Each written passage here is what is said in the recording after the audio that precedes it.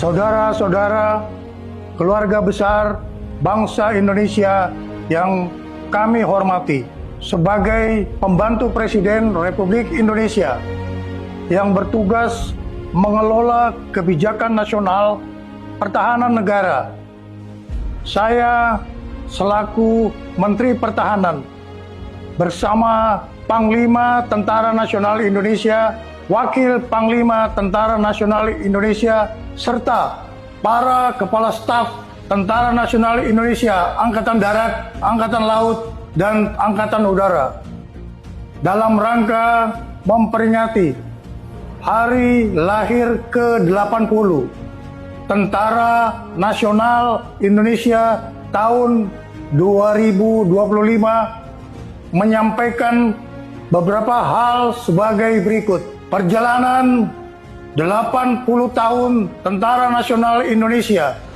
sebagai alat pertahanan negara dalam bentuk pengabdian kepada bangsa dan negara tidak lepas dari nilai-nilai semangat perjuangan generasi 1945 yang selalu menjadi motivasi pengabdian bagi kami seluruh generasi penerus Tentara Nasional Indonesia dalam membela negara kesatuan Republik Indonesia berdasarkan Pancasila dan Undang-Undang Dasar tahun 1945. Dalam menghadapi tantangan pertahanan nasional, Kementerian Pertahanan dan Tentara Nasional Indonesia terus memperkuat pembangunan kekuatan pertahanan melalui pembangunan perisai Trisula Nusantara dengan meningkatkan kemampuan TNI Angkatan Darat, TNI Angkatan Laut, dan TNI Angkatan Udara yang andal untuk menegakkan kedaulatan, menjaga keutuhan wilayah negara kesatuan Republik Indonesia, serta melindungi seluruh bangsa dan tumpah darah Indonesia dari segala ancaman. Kementerian Pertahanan terus menata kebijakan dan strategi pertahanan nasional untuk memperkuat daya tangkal bangsa dengan membangun komponen cadangan di seluruh wilayah Indonesia guna memperkuat komponen utama Tentara Nasional Indonesia. Kementerian Pertahanan juga terus memperkuat kemandirian industri pertahanan nasional untuk menopang kebutuhan Tentara Nasional Indonesia dalam menjalankan tugasnya. Penyelenggaraan pertahanan negara dilaksanakan secara semesta dengan melibatkan seluruh elemen bangsa dengan strategi pertahanan Indonesia yang bersifat defensif aktif, tanpa memiliki ambisi ofensif terhadap negara lain, kecuali menjaga wilayah teritorial dan melindungi keselamatan bangsa Indonesia.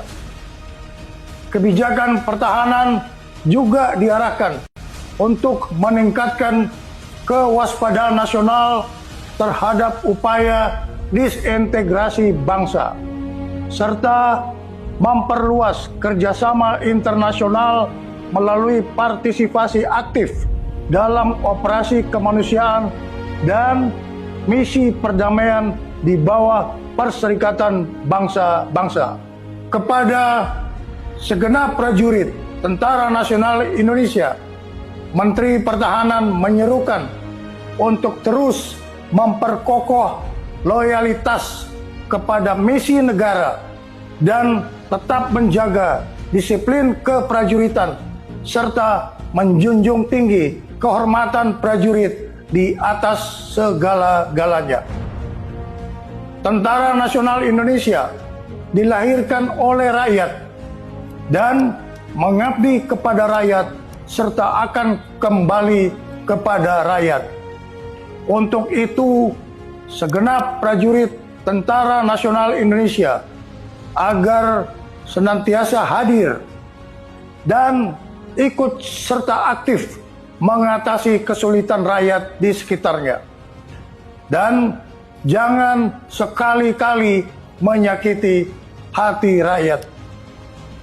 Setialah kepada jati diri Tentara Nasional Indonesia sebagai tentara rakyat, tentara pejuang, tentara nasional, dan tentara profesional.